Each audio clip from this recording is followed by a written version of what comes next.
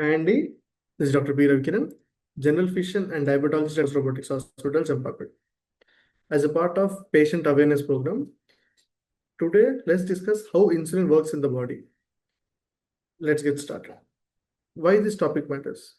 Most patients know insulin controls sugar, but don't know how it controls sugar. If we are able to understand how insulin works, we will be able to make some definitive changes in our life to feel better.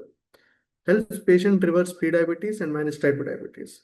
Also, when we know how insulin works, it increases our adherence to medications. We know how these medications work and helps us have better outputs. What exactly is insulin? మీకు right side లో screen లో కనపడుతున్న chain చూడండి, that is the human insulin which is produced naturally by the body, which controls our sugars.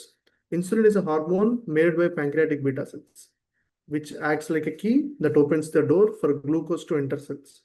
Without insulin, glucose remains in blood, high sugar, long-term complications. What happens is whenever the insulin acts as a key to the door, when insulin is not able to open the door, then the food particles remain more in the outside blood that increases the sugars. So it acts like a key which has to function properly. Where is insulin produced? In pancreatic anatomy. Pancreas is one organ which produces many hormones in the body, exocrine and endocrine function. The exocrine function is the digestive enzymes which are used for digesting the food, whereas endocrine hormones like insulin and glucagon are produced by the pancreas, which help in absorbing the sugars produced by the body.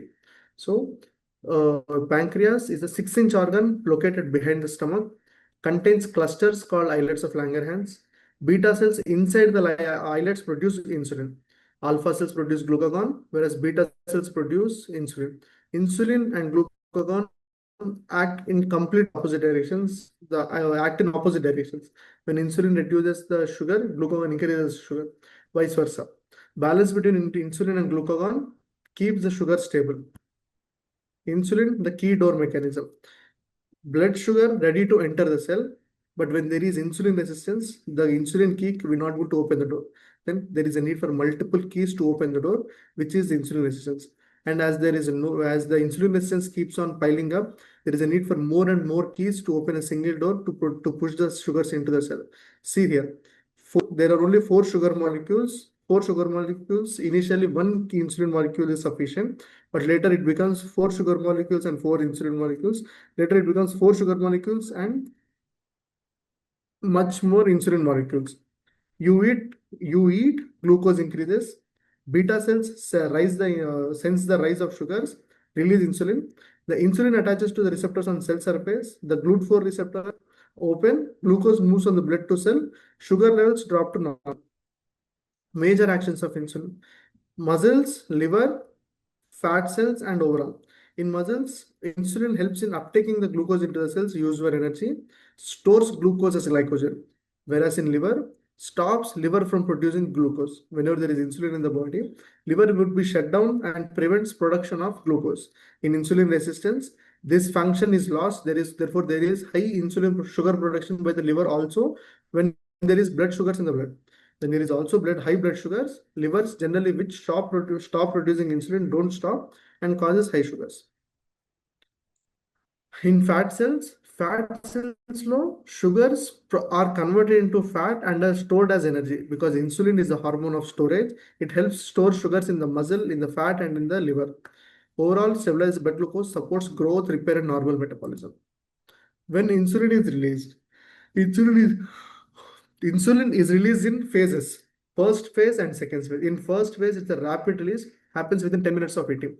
Whenever we consume our food, there is a rapid spike in insulin which prevents the sugar spike. This is the phase lost early in type 2 diabetes. That's why what we observe is whenever a patient consumes his food, within the first half an hour, 1 hour, 1.5 hours, the sugar spike would be more than 100 and 150. When a normal person consumes his food, the normal fasting would be somewhere around 100. His post-lunch would be rising to up to 140 or 145.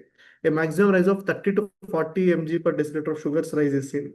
Whereas in a diabetic patient, we have seen rises as high as 200, 250. Initially, the fasting sugars would be around 130, 140. Postprandial, the sugars would be somewhere around 300, 350. Because there is a loss of the first phase rapid release. When the second phase is also lost, there is a continuous postprandial high, which is dangerous. As the diabetes progresses, this phase also gets affected.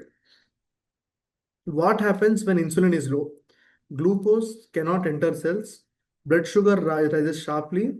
Bodies break down fat because as the glucose cannot enter the cells would be starving. They start utilizing the fats for energy, which increases the ketones, which is one of the most medical emergency a diabetic patient can ever have.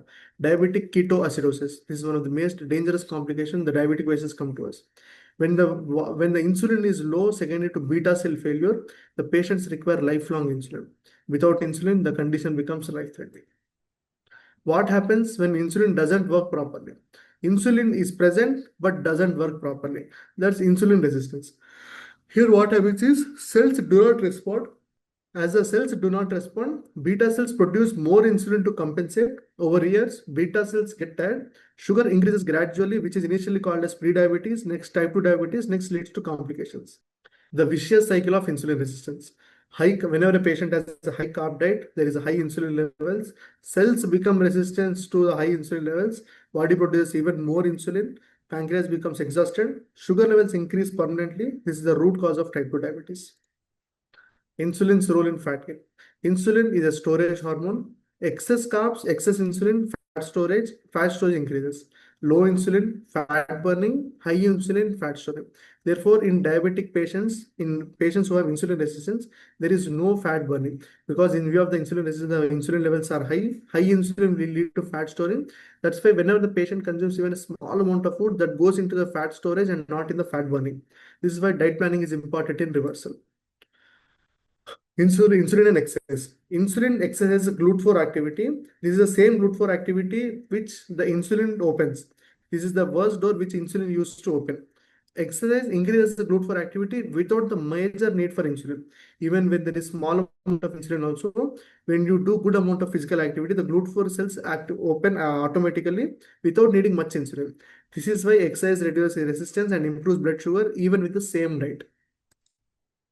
Insulin and weight loss are related. If insulin is high, the hunger increases, fat storage increases, weight gain occurs. If insulin is reduced naturally, fat burning occurs naturally, weight loss becomes easier, and diabetes control improves. Practical ways to improve insulin action. In food, we are advised to go for low refined carbohydrates like whole meats, whole grains, balance protein with each meal, fiber-rich vegetables, avoid sugary drinks, and controlled portion sizes. Portion control is the most important thing in diet changes that we advise for the patients. We provide them with diet charts at ONUS Robotics Hospitals so that they can control their sugars. Exercise, 30 to 45 minutes is the bare minimum a person needs every day. If it's more than 30 to 35, 45 minutes, it's even better. Strength training 3 times a week because strength training increases the muscle mass, it increases the insulin sensitivity, it reduces the insulin resistance, and is very beneficial for the body. Post-meal walking 10 to 15 minutes is one of the major things that can help us reduce our sugars naturally without the need for insulin. Because exercise activities activates GLUT4 receptors, which would naturally reduce sugars. Sleep. Whenever there is sleep is of less than 6 hours, the insulin sensitivity reduces by 20 to 30%. So always people who are getting less amount of sleep, make sure you get a good amount of sleep to prevent insulin resistance and to prevent diabetes. Stress reduction. Whenever a person is under stress, the body releases many chemicals. Of them, cortisol is one of the major hormone, which is also called as a stress hormone. Whenever there is a rise in cortisol, the blood sugars increase, and we have to reduce stress by you doing yoga, meditation, breathing exercise like JPMR breathing exercise. Insulin sensitizers. There are medications which also help us improve the insulin action. The diabetic medications of them, insulin sensitizers are the metformin and pioglitazone, whereas the hormones which keep on increasing the insulin secretion are DPP4 inhibitors and GLP-1 agonists. SGLT2 inhibitors reduce sugar through urine, reduce insulin load, improve kidney and heart health. When is insulin therapy needed? Insulin therapy is needed in the following conditions. When the patient has type 1 diabetes, the patient always needs a type 1 diabetes insulin, because when there is no insulin for type 1 diabetes, he will definitely expire from the diabetic ketoacidosis, which is the most dangerous complication a diabetic patient can ever have. In type 1 diabetes, always there is a need for insulin. In latent autoimmune diabetes of adults, which is a newer variation, early insulin is recommended to prevent further complications. In type 2 diabetes with very high sugars, where there is pancreatic cell exhaustion and there is no insulin proper production, there also there may be need for insulin. whenever a person is going through any stress in the form of infection, surgeries, where the physical stress is high, they may need for insulin because there won't be any insulin reserves present in the body to control them. Pregnancy diabetes requiring control. This is one of the major aspects where the insulin plays an important role. Whenever we advise the patient to do diet changes, lifestyle changes, medication management, and when that's not sufficient to control sugar, pregnancy needs insulin to control sugar. Or when the complications are worsening. Myths versus facts. Myth. Insulin is only for serious cases. No, the fact is early insulin can save beta cells and reverse glucose toxicity. Insulin causes complications. Poor sugar control causes complications. Insulin helps prevent them. The thing is, many patients who are on insulin, in view of their drug incompliance and not able to follow the proper protocol, they develop complications. With insulin is addictive. Insulin is a natural hormone your body needs. Insulin is never addictive. Insulin is a natural hormone your body generally needs for its survival. If you're unsure whether your body is producing enough insulin or you have insulin resistance, you can visit ONUS Robotics Hospital for a complete evaluation. For more education, you can follow us on social media. We're happy to help. If you or any family relatives want to undergo a diabetes reversal, we at ONUS Robotics Hospital are providing diabetes reversal campaigns that would help you attain your health naturally back and lead a healthy life. Thank you.